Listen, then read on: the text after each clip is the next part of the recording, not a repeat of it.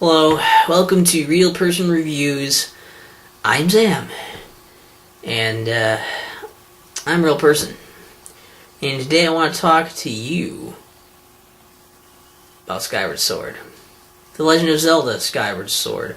Once again, this is a re-review. Now, I'm probably going to leave up my other one because, it's already there, and I don't want to mess with the numbers anymore of these because I had a big whole thing where I did a 100th review, and I would hate to take a thing down just because of that. But back when I reviewed Skyward Sword before, I was doing it more off of memory. I didn't have my Wii anymore. I couldn't talk about it from a fresh experience of just playing it.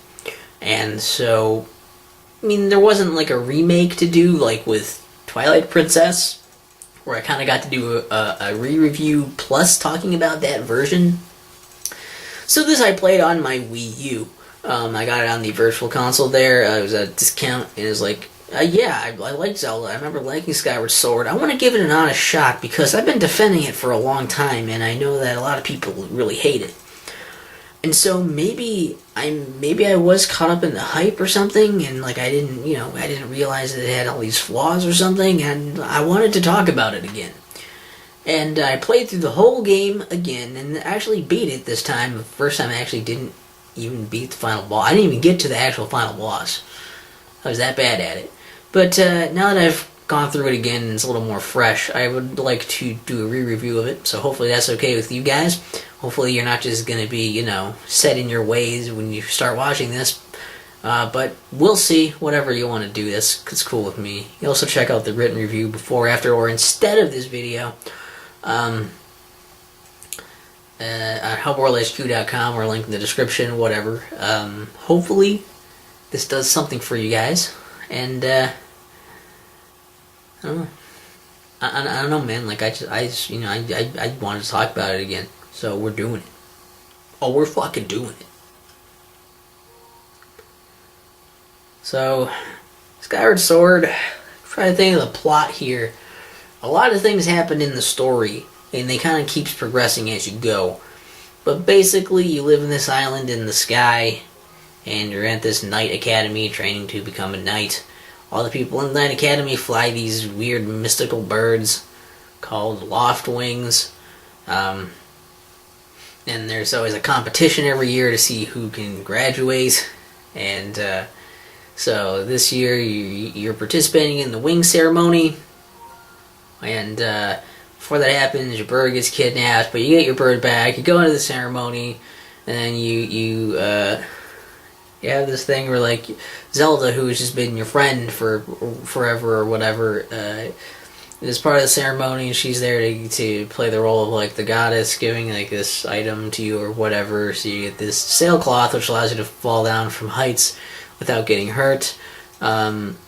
And then you're off flying with her later, and then this weird storm comes up, she gets knocked out of the way, and then you can't find her, and you end up waking up in the middle of the night by this weird spirit thing. You follow it, you go into the statue, there's a sword there. Oh look, you got this goddess sword, master sword, whatever.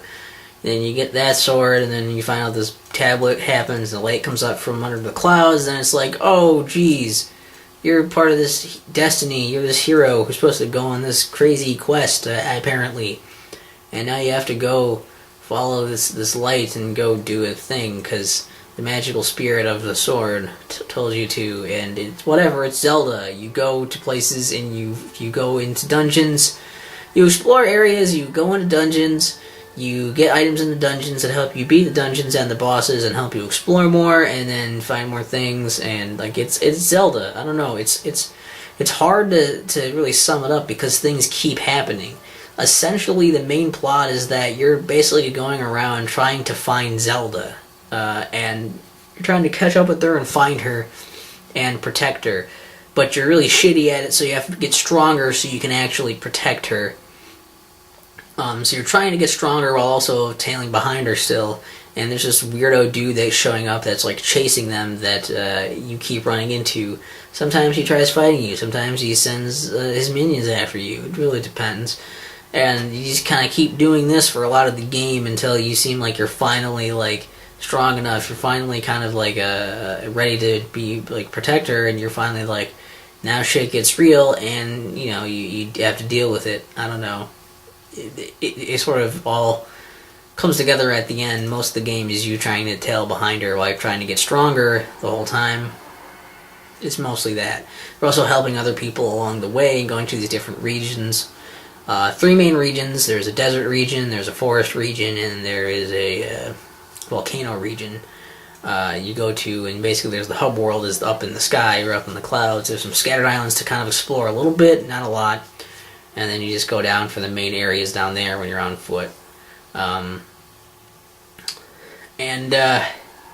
The big changes here, though, that make it different than other Zelda games, I mean, there's a few changes. The big one are motion controls, which are used for a lot of things. And it's not really quite like Twilight Princess. You still use the Wii Remote to aim, yes. And you shake the nunchuck to use your shield, yes. But the way you swing your sword, actually, like swing your Wii Remote is the way you swing your sword. It matters the way you do it.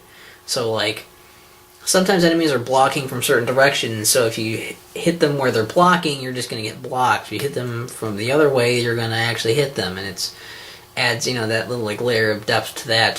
Some enemies, sometimes you have to, and you can also stab and do a spin attack, and do a jump attack, but enemies sometimes will let you just wail on them, sometimes will have very specific openings to their defenses. You're supposed to hit them accurately. And some of them still have you waiting for vulnerability windows. It kind of depends. You also use motion controls for like tilting around to balance when you're going across like tight ropes, or you use it to angle yourself when you're falling. After you've jumped off your loft wing, you can use it to aim some of your items, like tilting to maneuver this beetle item you get. Like it's also always used for aiming, obviously. So like, there's some uses for it that they put into the game. And for using bombs, you can like throw it to like throw the bombs, or you can do like an underhand thing to like roll it, and you can like curve it also, and like so there's uses for it. It might take some getting used to. You do need the Wii Motion Plus controller for it, and it can go out of sync sometimes, but you can also resync it. I'll get to that. But that's part of it, is the motion controls are a big part of how you play. You still move like normal and interact like normal, but it's just a lot of your attacks and whatnot are using that. And then there's an inventory kind of, like, not inventory, like there's a, how do you explain it? There's like a materials system for like upgrading your items. You need to collect certain materials. Sometimes you just find them. Sometimes they're dropped by certain enemies, or you have to pick them up from different creatures or something. It really depends. And you use these to upgrade your items, and also along with rupees, and to make them stronger for you. To give you kind of a sense of progression and give you something beyond just getting a bunch of rupees. You can also there's an adventure pouch this time around, where you use some of your secondary items. Like all your main items you need to get through the game, they're all, you have them on you at all times. But then there's your adventure pouch for things like bottles, shields, and medallions. You can also get bigger bomb bags and extra bags for like seed bags for your slingshot or something, and put those in there. But you only have so many slots in your adventure pouch. You can upgrade it, but you only have so many slots. And basically, like, that means that if you want that stuff on you at any time, you have to go in and switch out in this inventory thing at the item check in Skyloft for your adventure. And medallions are kind of a new thing too here, where like they have some kind of special effect, like maybe rupees will drop more, maybe hearts will drop more. Some of them there's one that can make like your potions last longer. There's different things there you can put into there, but you have to manage your adventure pouch. So that's also like an inventory management method they've put in as well. That's kind of new. Your shield is a durability meter, where basically it's just like,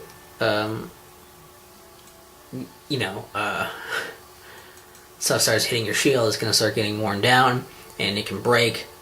Then you have to buy a new one, or you could also, if it hasn't broken yet, you can just get it repaired for rupees. And so like if your shield breaks, and if you had a bunch of upgrades on it, you have to get those rupees and those materials again to upgrade it again. That kind of idea. So that's kind of put into here. And there's the stamina system, which they didn't really use before, which has you basically, whenever you run, or if you're climbing on things, doing spin attacks, certain things are just going to take up some of your stamina. And so you can't do some of those more extreme things indefinitely, which works its way into some of the puzzles, some of the decisions you have to make, some of the puzzles, some of the action, all that. Also an interesting motion control thing to bring up too is that usually when you get like a boss key, it's like a weird it's just a weird 3D shape, and you're just like moving it around and like grabbing it and tilting it with the Wii remote to find the right way to move it in order to put it into the lock. It's a neat way to make a little puzzle out of like the key game, I guess, but I just thought I'd bring that up as a thing you do for motion controls also. I mean, those I think are the biggest changes to it, are doing those things. There's still a night and day aspect and a traveling in time aspect, but night and day is you sleep in a bed to switch time between night and day. You can't fly at night, so none of the places on the ground really will be at night. But certain things on Skyloft change during it, whether it's night or day. There's a lot of side quests for you to do, and like a whole line of them, and some upgrades and stuff you can get for doing those. Mainly centered around Skyloft. And I don't know, Fee is the spirit of your sword, is your guide character. You can ask her stuff all the time, I guess, at any point. A variety of things, so there's that. I think that's really it for, without getting too specific into things. Oh yeah, and the dowsing ability, I guess I should bring that up. Dowsing, which is basically, you can bring up this thing and like to have your sword, like it's a first person view thing, your sword's out and you kind of detect, almost like a metal detector kind of thing. It's like it goes around, like it beeps more or whatever, kind of shows you where certain things are, so like you can detect the key items or quest items or something you need to look for at the time. Sorry, quick jump cut there, sorry if it sounds weird. Anyways, so for positives of Skyward Sword, because I think there are plenty of positives for this one. I like a lot of what they did with, like, the motion controls I think are implemented well. I want to give them credit for that. Using the sword with the motion controls makes for some of the most engaging combat in the Zelda series. I think that, like, you have to get used to it, definitely. But it requires you to like hit enemies in a certain way with a certain directional slash or a stab, and you have to watch their movements. You can't just jump in and just, like, basically I guess what happens with a lot of other Zelda games is there's usually a lot of waiting, and you still have to do that here sometimes so they're vulnerable, but it's more than just like waiting for them to not be, blocking or something anymore, and then just, mash the attack button. Or, like, in some other Zelda games where it's just, like, walk around them and just hit the attack button when you're next to them. Like, there wasn't a whole lot to the combat. Not that other combat was necessarily bad, but this is more involved with this extra layer of, like, okay, you have to make sure you know when they're vulnerable and, like, where they're vulnerable, how you can attack them. There's usually multiple ways to take on enemies with different items and whatnot as well. But sword play seems to be the most common because you always have your sword out. And I think the game expects you to use it a lot. Rightfully so. Also, using your shield to bash enemies and like knock away their guard at like a counterattack, like right when they try to hit you and you knock their guard away, and then you can hit them after that. That's when you can kind of wail on them, and I think that's kind of a cool way to work that mechanic in, where it's like you have to be patient and you have to not only be you have to know when they're vulnerable, and you have to know like what you're doing. You have to have some precision to it. And it's not just about hitting the button at the right time, but, attacking in the right way when you have your opportunity. I think that does add a lot to, actually feeling like you're taking down an enemy rather than, just waiting to hit buttons. It's a nice addition to that. And I like it for some of the other items, too. Like, I think it was pretty nice for aiming anything, because you're just pointing where you want to aim it. That's really good. and it works just fine for that. You have to have a steady hand for it, I suppose, especially with like the bow. But like, you know, it's one of those things where it's like, yeah, it's kind of difficult, but it's like an acquired skill. So you have to like get good at it, and once you do, and you start to learn it, it actually becomes pretty second nature and easy. Using it for some of the puzzles and some of the exploration stuff was also a good way to throw it in there. I like how it's used with the beetle to tilt that around and move that. Just a lot of that's implemented pretty well. I also really like these challenges they give you. There's a few of them where you basically have to go around, I guess almost like Dark World versions of areas you've been to, and you have to basically start in the starting area. You have no items, and you have to traverse these areas, and some of them have different like barriers and little things going on. There are these weird spirit creatures there. As soon as you step out of the safe zone, they start coming after you, and if they hit you, they bring you back to the start, and you have to start over. And you have to collect these little like things of light, and you can collect these other things that'll like show beacons of light above them. There's only a few of these in the game, but like these are really cool because then it's like about like managing your stamina and like figuring out how to like traverse the area and like how to get around enemies.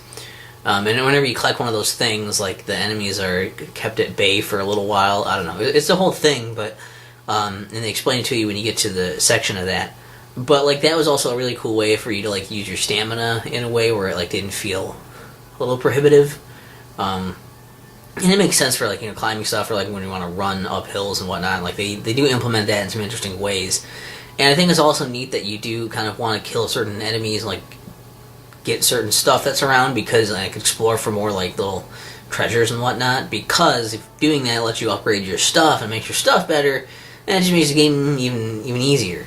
I like the pouch stuff where like you have to manage what you have in your pouch, which initially you'd be like, oh, this is kind of annoying, but you're like, well, it makes you actually have to strategize, and you can't just bring in, you know, like a shit ton of bottles and like everything. And it's like, oh, my bottles are here and they all have, you know, shit in them, like I just have 1,000,000 potions or something. And like you can't just have every single item that you get in the game on you at all times. You only keep the key items with you that are like, you know, the ones you actually use for weapons, usually, that kind of stuff. And these are like the secondary things that you don't need to progress through the game, but usually would be pretty helpful to have. And like, I don't know, I guess that's the thing I really liked, is that it was an interesting addition. A lot of these things were kind of interesting to throw in there like that. Also, the game looks great. I think it's a very beautiful looking game, especially for a Wii game, and it's also the soundtrack is great. I think that's one thing where everybody can kind of agree, like, yeah, it's a really good soundtrack. And I don't know, that's probably part of why they came, you know, with the soundtrack as part of the CD, like a separate thing. So yeah, really beautiful, like orchestrated music. It's great. I like that they handled night and day with just sleeping in a bed rather than making it annoying and like having to wait or play a song or do something to switch them. And I like that they gave you a lot of like, oh, for the time travel thing, that was the other one. I like how they implemented that in an interesting way, where like there's like a gate at one point to go between time, and there's also these time shift stones that you find where it's like you hit them and then they change it in like the time in within a certain range around the stone. And they do some really good puzzle stuff with those as well, and like I liked a lot of that. Some of the bosses are cool. Like there's just some really good fights in there, some good combat, and I guess maybe it's a little heavy on the combat for that, but if you liked the combat and you wanted a more involved combat system in Zelda, here you go, this one's really good. It's definitely lots to like. Some of the characters are decent. I think they did a good job of making Link's... I kind of like that they made Link's priorities pretty straight from the beginning. He's been chasing Zelda and trying to, you know, catch up with her and protect her. That's like his goal the whole time, and really this is above everything else, is he's trying to help Zelda, and like there's this whole like big thing going on, and it feels very like beyond him. And I think it's nice that they kind of acknowledge it, like, yeah, this is like big and it's crazy, and it's like Link probably doesn't really understand what's going on, he doesn't really necessarily care about all that. Like, he cares, but like his priorities, because of, you know, what he knows, are still going to be Zelda, and I think it's really cool how they do that. and play that up. Also, you have a few fights with this main antagonist, Girahim, who is trying to. I don't know, maybe I didn't mention this exactly when I was starting off. But he's basically trying to resurrect this Dark Lord, this demon lord, to take over the world, and that's kind of the big crazy adventure you're roped into, is trying to stop him. Even though your main goal as Link is usually just trying to protect Zelda for the most part. You try to come more into your role as the hero as the game goes on. But you have multiple fights with him, and usually those are just like sword battles, and like those are some pretty intense duels based around using your sword and those motion controls. And it's nice that the motion controls don't go overboard and like use them for everything. I think that's nice. In fact, I think this is probably a pretty good segue, except that I said it was a segue, into talking about some of these complaints about the game that I think are unfair. Because there have been a lot of those that I don't think are really fair. For example, like that the use of the motion controls. People are like, "Oh man, I hate that they made you use motion controls for everything," and like they don't. They make you use it for your sword, some of your items, and like balancing on stuff. There are ways it's implemented into there, but it usually feels like it enhances the experience of what you're doing for something. I don't think I ever felt like I never really felt like, I guess, that it would have been better without the motion controls, because I feel like either the things I was doing wouldn't work without motion controls, or would have to be so dumbed down that they would be really boring if I wasn't actually doing the inputs with motion controls myself. And like, I don't know. What else? There's just the idea that people say like the game is bad because of the motion controls. Oh, one quick other thing. They don't use motion controls for everything. Like, for example, Phantom Hourglass uses like touch controls for fucking everything. And I don't hear people talk about that one that much in general, I guess, but I don't hear people complain about that one so much. Yet this one that uses a different kind of control scheme less than that, and still has normal controls for a lot of other things, gets more hate. I don't know, maybe it's because it's a console one, more people were excited about it. Anyways, a lot of people said the game is bad because, like, oh, well, it's got motion controls. Like, I don't the game is bad because it uses motion controls, and I don't like motion controls. Now, it's totally fine if you don't like those motion controls, and it's fine for you to not like the game if you don't like motion controls. I get it. Not a lot of people do. And if you found it more awkward or annoying or just didn't like doing it in general, yeah, you're not going to like Skyward Sword where you use it a lot. Especially more so than Twilight Princess, which kind of just simulated button presses, so it was like whatever. Here it's more like you actually have to do the stuff. And the game's not bad just because you don't like those. It's just that you probably don't like it because you don't like those. That's a distinction a lot of people don't make, and that is pretty bothersome. Also, people have said that the motion controls are bad in the game, that they don't work very well. And I'm going to have to disagree on that one as well. You should be using a Wii Motion Plus controller. I don't know if it actually works if you don't use one, but the game came bundled with one. You should be using one. So that may be part of the problem. I'm not sure. But what helps a lot is to understand how it works, where it has basically an auto-centering system. And the way it kind of works, I guess, is that, you know, whenever you go into aiming something or go to like a different kind of screen where you have to point at something, it will automatically center. And so what a lot of people do is they hit a button or go to aim something or go to a menu or something, and like it auto centers, and they're not really prepared for it mentally to auto center like that. The thing is going to stay in the position for wherever they're holding it, but it auto-centers it. So before you do something like that, you should be pointing at the center of the screen and then, hit the button for that, and then you can move around. Because if you're off to the side and then you try to aim something or go to a menu, then the cursor is just going to be off to the side of where you want to go, and you'd be like, what the hell's going on? You can fix that by the push of a button, and it just just recenters it for you. You can just point at the center of the screen, hit a button, boom, it's fixed. It's really easy, and I think a lot of people didn't do that. They didn't understand that or something, I'm not sure. That is a really easy, quick fix. No, you shouldn't have to do that. I'm not saying it's perfect, and you shouldn't need to do that anyways, but for what we're working with here, it works just fine. It doesn't really, like you take a second, point at the middle of the screen, and hit a button, boom, it's fixed. Shouldn't have to, but you can. It's not that hard to do, and I think people are way too nitpicky on that front. And there were very few times when I felt like it wasn't working that well for me, so maybe it's just someone else's like bad sensor bar or Wii remote or something. Maybe there were problems, but I just didn't have them. Also, you have to be kind of patient and precise with it a bit for some of the things too. Like, for example, you have to kind of understand how far to tilt and how tilting works, or where you're going to slash your sword. You can't move your sword over too quickly to get it into position to do your slash, because in that movement you'll end up accidentally doing a slash when you do that. And to be very precise on, like, you have to know how you're swinging it and make sure you're getting it at the right angle so you actually, swing it at the right angle on the screen. You have to be mindful of that kind of thing. And, you can't just wiggle around and flail about. You have to actually be more precise and deliberate with what you're doing. So I think a lot of that complaints come from people who didn't really get it that much, didn't like it, and they really didn't understand, like, what they were doing wrong for it to work. That doesn't necessarily mean it worked 100% for everyone, that everyone was going to be fine with it, but I think that a lot of this is just a little unfair hatred of it. The other thing is that I think it's a little unfair that people said, well, it's too much like all these other Zelda games. It just does the stuff that all these other Zelda games do. And it's like, yeah, it does, but you didn't have a problem with those other Zelda games. You liked Twilight Princess and Wind Waker and Ocarina of Time, Link's Awakening, and Link to the Past. You liked all of those games that kind of do the same thing pretty much as this one does, yet somehow Skyward Sword is the last straw. This is the one where it's like, no, fuck this. I think that's a little unfair.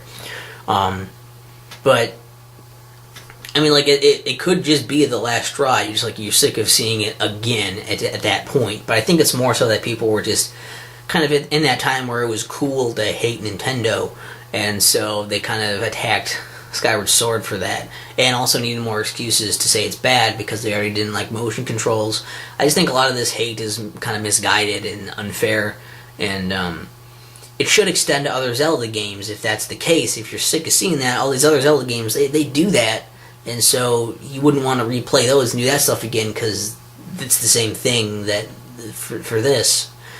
So I think that there's that. I don't know. And then the other big complaint that I hear a lot, which is bullshit, is that there's nothing new in it. It's kind of related to that. There's nothing new, which is obviously, kind of bullshit. The whole motion control thing that everybody shits on, that's new and it's different, and it adds a layer to the game that other games, the other Zelda games don't have. Added in the stamina thing, which also made its way into A Link Between Worlds and even Breath of the Wild, and then it's got the whole like materials thing, which again also made its way into both of those games in some capacity. And like, I guess I don't know why it's totally fine to harp on the things it does the same as other games when it does things differently, and then I don't know, like, and then be like, oh, it doesn't do anything different, even though the things it does different are the things people bitched about. So, a lot of these complaints, I think, are not really fair complaints, as far as saying the game is bad. Saying you don't like it, sure, but saying it's bad and trying to single it out to just this Zelda game is a little ridiculous. That being said, there are things about the game that I don't think are great. Like, I think it could use a bit more in the sense of adventure, or I guess exploration. It does feel pretty linear and stuck down. Like, there's the Great Sky or whatever. You go into the sky. I think it's just called the sky. But I say that because it's kind of similar to the Great Sea in in Wind Waker, but it's a little different in the sense that, like, in Wind Waker, when you're going in the ocean, you're sailing across the Great Sea, you get this, like, there's the music, there's the waves, sometimes birds come by, and it's sort of this experience of, like, you're just kind of sitting back, letting it happen, and it certainly gives you an experience, and even though I wasn't a huge fan of sailing around in that game, I kind of understood why it was appealing. Flying around in the sky in Skyward Sword, it seems like it's trying to be very majestic. It's got nice music going on with it, and you're like, oh wow, cool. But there's just nothing in the sky to really find. It's a similar problem that a lot of overworlds and Zelda games have. There's just not enough stuff there. It's just kind of a big barren wasteland. It's just like, yeah, it's a lot of clouds, there's scattered islands, most of which have nothing on them, a lot of which have things on them that either are not available to you at this current time or that have to be unlocked by doing stuff on the ground and then coming back and then doing it. Like, there are these chests up there where basically somewhere on the ground you have to find these things called goddess cubes. You have to then do a skyward strike on them where you hold your sword up for a few seconds, it charges up this beam thing, and you slash and it shoots a beam out of your sword. Then you hit the goddess cube, and the goddess cube then like shoots the thing up into the sky. You go back up to the sky, and then there'll be a chest somewhere on highlighted on the map, and then you go to where the chest is and open it, and there's some kind of cool treasure in it. And finding those goddess cubes is fun. In fact, if they just put the chests for the goddess cubes where they would have been fine. But they needed to have something to do in the sky, so they threw those up there, and it's not really fun to have to then wait and go into the sky and then be like, okay, well, where's the thing I unlocked, however long ago, where's that thing now? And, like, it's not like a secret to go find it, and there's not really that much interesting in the sky to go to. It's basically just like, let's have this big sky so you can fly through it with your skyloft that is supposed to be so important, but is only used for, like, I think, like, one, like, major event in the sky, and then a bunch of, like, flying around places you should just be able to just go to these places. It's not, like, interesting to get to them. It's just, like, waiting to get to them, but you have to hold the Wii remote, like, tilt it properly so you can, like, get there, and, like, you can't sit back and relax, but it's not so action-packed that it's really all that exhilarating, and I feel like they really got that experience just all wrong, and I don't think they needed to bother with a lot of that. And why is your loft wing so important? I don't know. Just because you have to be able to fly or whatever, and that's the lore of the village or some shit. So that's kind of a bummer. They could have done better with some of the exploration stuff. They were a little better with the character of Fi, or the spirit of the sword. I guess it might make more sense that would be called Fi, like Side Fi or something. But I just called her Fi because it sounds more like a shortening of Fiona, which is a real name. So Fi is what I say. Anyways, she's very, like, weirdly robotic. Like, it's weird that there's robots in this game. They do, like, robotic stuff, which I guess is sort of a nod to what they were going to do in the original Legend of Zelda and then didn't for some of this. I think there was going to be some technological sci-fi element, but they didn't do it. It's weird, but she, like, calculates things in percentages all the time and is, like, just very, doesn't have emotions really or anything, and just kind of, just talks to you like that, like a robot. And I want to give her credit in the sense that she's not overbearing and, like, telling you everything like Navi did, like, oh, this is where you should go right now, this is, like, this is the hint to this puzzle or something, but still kind of does some of that, doesn't do it as often, and you can ask for help if you need it, which is the main thing. You should just be able to ask if you need it, instead of having it forced upon you. But the other thing is, like, she's so, like, lifeless and still does a lot of that and repeats really basic shit to you sometimes. You're like, yeah, I just listened to this person say what I'm supposed to do. Or, I understood what they meant I should probably do. And then she's just like, hey, we should go do this exact thing. I'm like, fuck, I know, I just figured it out. Why would you need to tell me? I'm not that stupid. If I need help, I'll ask you. So they still kind of do that a bit, and that's a little annoying. And so she's not really a character. She's designed to, basically in the game too, so conveniently in the lore, she's been designed to guide the hero, and she's the spirit of the sword. So basically, yeah, they made it so that they didn't have to explain her and make her into her own character and have her own shit going on. They could do that with Midna, but with Fi, we're just going to have her be there as a guide and not be important and whatever. And it's, I don't know. I think they kind of dropped the ball with that, where even Navi had more personality. That tells you anything. And I don't know. I'm sure there's a lot of nitpicky things I could probably bring up also, but there's a lot of good in this game, and I wouldn't want to harp too much on super nitpicky things. I guess maybe the only other thing is, like, the side quests are all in the sky. And then, like, the scope of the game, it feels very disjointed, and like, there's stuff to do in the sky, mostly side quest stuff, and that just opens up other stuff to do on the ground. On the ground, there are only 3 different places you can go to on the ground. They're not connected, so every time you want to go to a different one, you have to go up into the sky, go over to the other pillar of light, and wait for your fucking Loftwing to make its way over there. and go down there and go down to the land again, and you have to keep making stops at Skyloft to do stuff at the store and the item check and all that, and like the game feels so disjointed. Like, oh, this is in this region, this happens in this region, and like this happens in the sky, and eventually it's just like I really would like to have it be a connected world. Like Wind Waker was still like, you know, it's all the stuff is just on these different islands and they're really spread out with a bunch of water and largely nothingness there.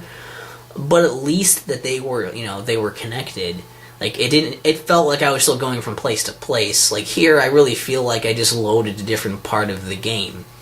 They don't have the sense that they're in the same world almost for most of the time.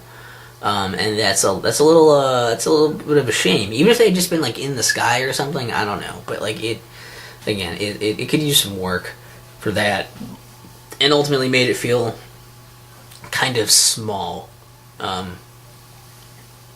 which is odd. Overall, Skyward Sword is, I think, really good. I mean, I can nitpick it a lot, and I understand people's problems. If you don't like motion controls, you probably won't care for it, but if you don't mind them, maybe even if you want to master this new skill of actually getting good with these motion controls, because they do work pretty well. It's great, and it's another Zelda game. If you want more Zelda games, go ahead. I think it's fun. I think it's very doable, and it can be tough at times, but once you understand how the mechanics work and get better at them, it's not so tough. There's some fun stuff to do, and, you know, like, maybe getting bugs in the game isn't super rewarding, maybe materials get a little tedious at times, sure. But it still does a lot of the Zelda things, and if you like Zelda games, you'll like the Zelda things. It's hard to say more than that for the most part, really. It's a Zelda game with a fun twist on it, and they'll probably make or break it for you. And it's one that I think got way too much hate at the time it came out. People were very critical of it around then, and I think they're starting to come around a bit now, which is nice, but I wanted to really re-review this and be honest about it. I think it's pretty good. Maybe not top list of Zelda games, but it's as far as just general game goes, it's really good. And you know, I wouldn't put it at the bottom of my Zelda games list. It's got a lot going for it that a lot of other Zelda games don't. So there's that. But what did you guys think of Skyward Sword? Have you played it all the way through, and have you played it since, you know, around the time it came out? Have you played it since then? Maybe you should replay it. Maybe your thoughts have changed. And if you have replayed it, have your thoughts changed, or are they the same? Leave that stuff in the comments. It's interesting. Have you ever replayed a Zelda game and liked it more or less than you did before? I liked this before, but I actually ended up liking it even more this time and really appreciated it a bit more this time around. I don't know, like, any other thoughts about it, you can leave that in the comments. That's cool. I just thought it was a pretty cool game, and I really thought it deserved to get a re-review because I hadn't played it in such a long time, and I never actually beat the final boss, which I did this time. So yeah, it's good. If you're a Zelda fan, you like it, and you don't like motion controls. Otherwise, if you don't like motion controls, you're not a Zelda fan, you might want to pass on it. I understand. Yeah,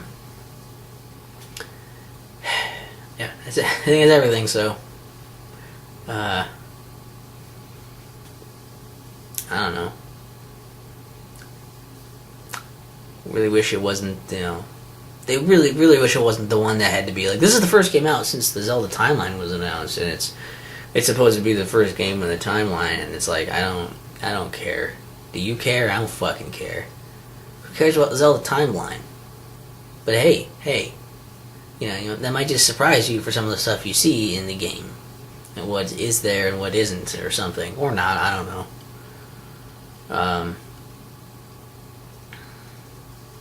I don't really have a way to end this, so maybe we can get a shot of this. It's